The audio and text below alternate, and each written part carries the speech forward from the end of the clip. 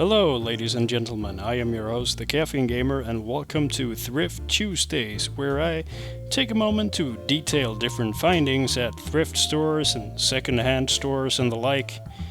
Here you can see the latest haul, which is the best one I got so far.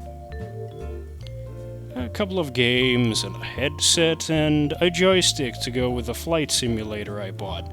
Nothing too fancy, but I think it was a pretty good run, considering I went to around 4 stores and found 10 games and 2 gadgets. So let's get to detailing them more in detail.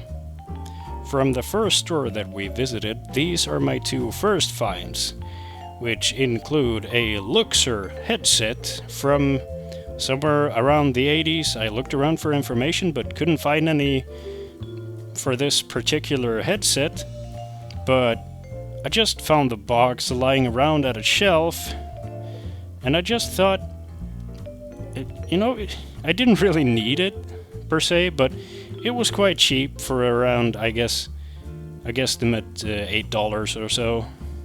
And they are of a Swedish brand, Luxor, which we used to have a, big size TV of back in the day.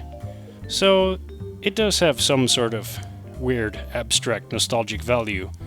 Inside the box, we will find the headset itself, which is not really made for home entertainment use, such as PCs or game consoles, but rather made for, things like plugging into an amplifier for a guitar or the like.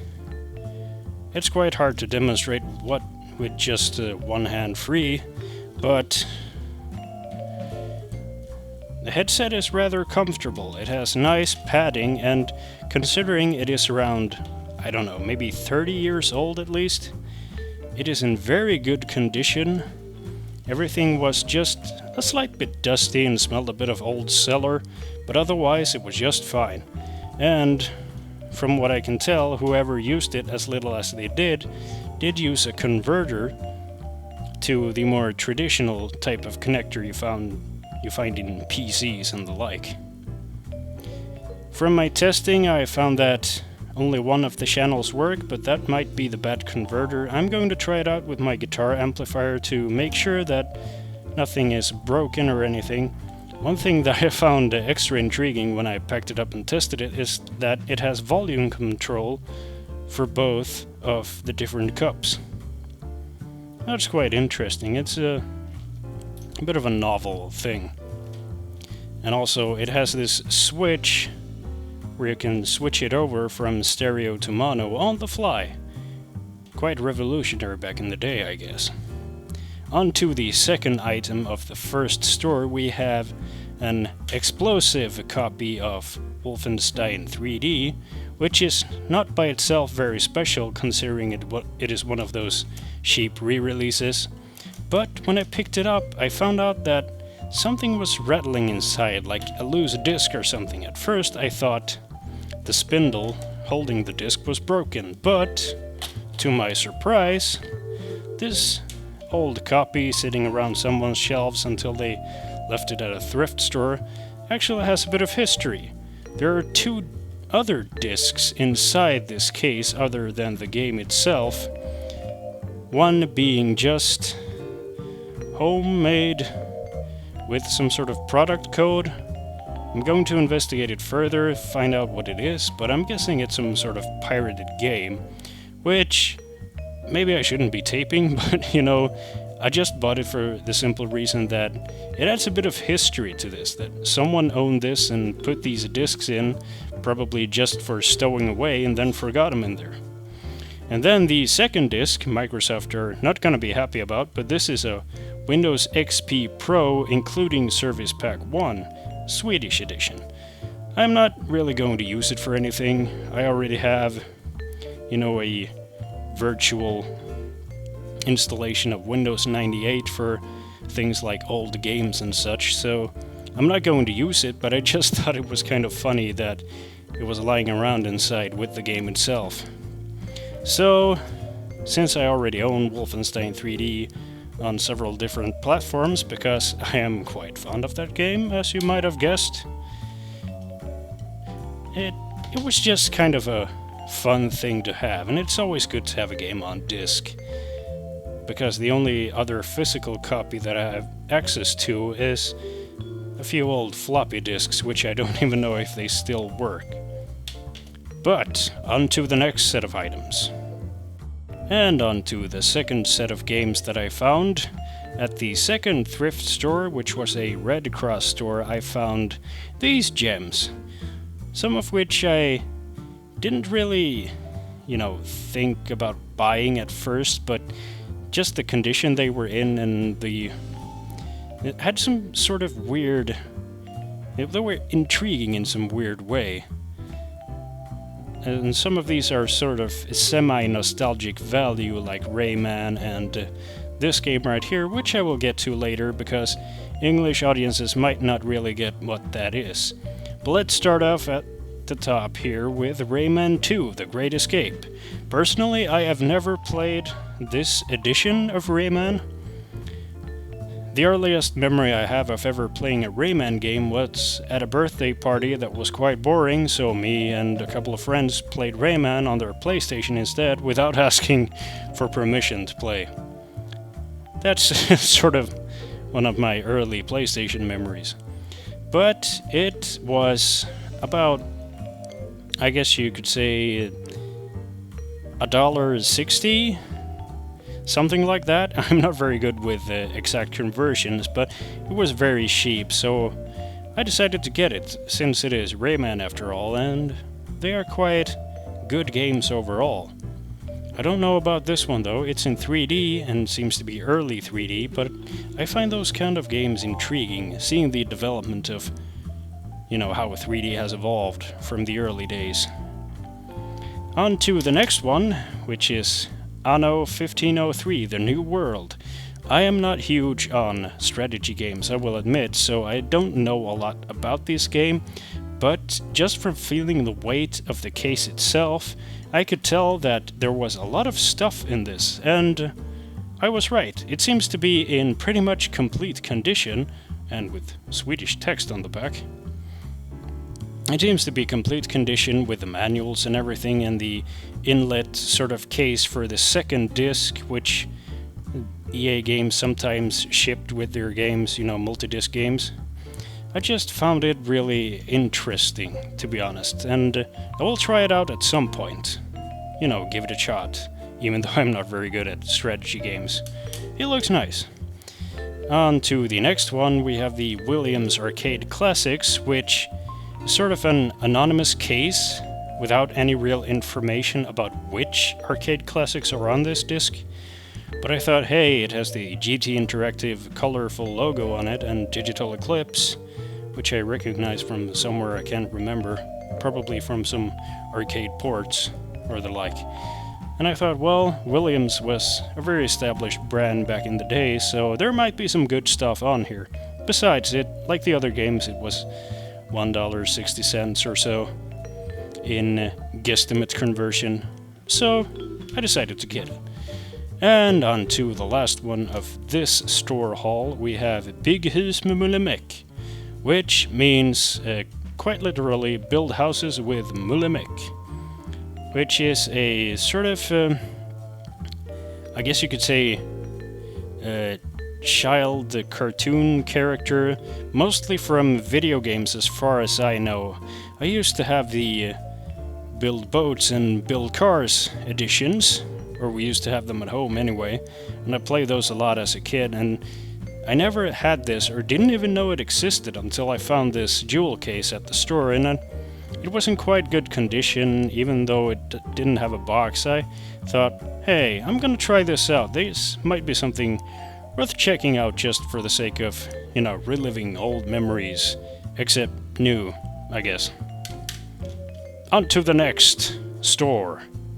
And for the third store, I got 3 DVD case games, 2 of which are sort of, classics and best of Atari editions, which I'm normally not very fond of, but they were so cheap and these are games that I've played before but never had a physical copy of, so I thought it was quite nice to just have something to put on the shelf. So from left to right we have the classic SimCity 4, which I will admit I have not played a lot of. I was more a SimCity 2000 kind of guy, being that I would go over to my grandpa's house just 100 meters or so away. When I had been banned from the home computer from playing any more games, I would go over to my grandpa's and, play a bit of SimCity 2000 with him. It was a lot of fun, and I would usually have a lot of trouble, building all the infrastructure and everything for the city, so he would show me how to do it. And I think I played this a bit over at my grandpa's place as well, so it has a bit of nostalgic value, and also I played it a bit more recently through, it might have been Good Old Games or some store like that. From what I know, it's a good game and it was very cheap, so I thought, why not? Let's add it to the collection. Next up we have Neverwinter Nights, the first one, which is without any expansion packs as far as I know. And this actually has English text on the back of the case, which makes it easier for you to read, but let's not go through all that just yet. Critically acclaimed game. It's from BioWare, so it's probably very good. I haven't played a lot of this. I think I played it back in the day a little bit when it was new, when I was not that good at English, so I didn't understand a lot of it, but it was still very interesting to me, just because of the sheer production value and passion that went into creating these games. I've heard it's a good game, so I'm looking forward to playing it. And last up we have Flight Simulator 10, or X, or whatever, I don't really know. It's, I haven't played a flight sim since I played Simcopter back in the day, which is not the greatest example of a flight simulation game, really. So I'm quite intrigued to try this out with my newfound old joystick as well, which I'll get to later. But for now, well, it's Microsoft, it's Flight Sim, it's apparently very good, very well made from what I've seen, and the cover is just so tranquil in a way. It looks like a peaceful kind of game. So I'm looking forward to trying that out someday.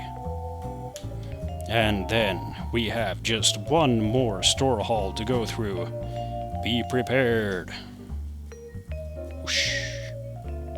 And for the last store haul we have 2 games in DVD cases and 1 joystick. Nothing too fancy, but I thought it looked nice enough and it was in good condition without any residue from skin and stuff all over it, so it was in nice enough and clean condition that I considered buying it. So let's go through this one first. This is a Trust joystick. It is called Predator and something else. Let's look at the bottom. GM2300, I guess is its serial or product name. And, it feels nice enough. It's probably nothing that was very expensive when it was new, but it has, a clickety little thumb pad here, and the buttons have nice click to them, and the resistance in the movement itself feels nice enough. It is a bit noisy, it creaks a lot, but of course that might be because I've got the cable wrapped around it, who knows? But it was USB, so it was, recent enough that I wanted to get it. So, yeah, for considering what I paid for it, about $5 or so, it's kind of nice. On to the next item, Worms for Mayhem. Personally, I've never played this entry in the Worms series, but I have played a lot of Worms before, and I didn't really look too much at this before I got it. I just sort of thought, hey, Worms, I'm gonna get this, it's cheap. And it turns out it was the 3D game, which I've heard is not quite as good as the other ones, but, you know, you gotta give it a shot before you condemn it. So, anyway, it wasn't expensive, so it's not like I wasted money on a very expensive retail game that I would be dissatisfied with. Still worth keeping, I think. It can't be that bad. Not like certain other games. You know which ones I'm talking about. But this is not one of them, from what I've heard. This is Supreme Commander, an RTS from Chris Taylor. PC gamer must buy 90%. Gas-powered games. Very good grades. And an esteemed developer. And the most interesting thing is, like I said before, I'm not huge on strategy games, but I've always liked the looks of Supreme Commander, having looked it up a few times on Steam, thinking it looked like an interesting game and worth a few bucks or so. The interesting thing is, this is still in plastic, as you can see. And I got it for just, you know, the standard price at thrift stores here in Sweden for $1.60. Or, you know, whatever it converts to. It's 10 kroner, if that makes any sense to you. But, you know, being that it looks cool, it has, you know, this giant mech robot thing on it. It has a nice logo, and it is quite popular from what I've heard. And for the low price that it was, I just had to get it, considering it was also still in plastic. So I'm looking forward to trying this one out as well, whenever I have the time. I might make a video, you know, of me just trying all these different games out. But that was all from this thrift haul. I don't have anything more to show off, but you know, if you've enjoyed the video, feel free to give it a thumbs up or a thumbs down if you didn't enjoy it for whatever reason. You know, I'm not gonna judge you. And I would like to thank Lazy Game Reviews for inspiring me to go out thrifting and find some cheap games and do some videos on them. You might want to check out his channel. It's very much laid back, reviews and previews and just general gameplay of stuff. A lot of old DOS games, if you're into that kind of thing. And hopefully I will see you next time, whenever that will be. I won't be doing Thrift Tuesdays too often, since I don't go thrifting that much. But whenever I do find a good haul, you know, a good batch of games, I might make another video. So, I guess I'll see you then.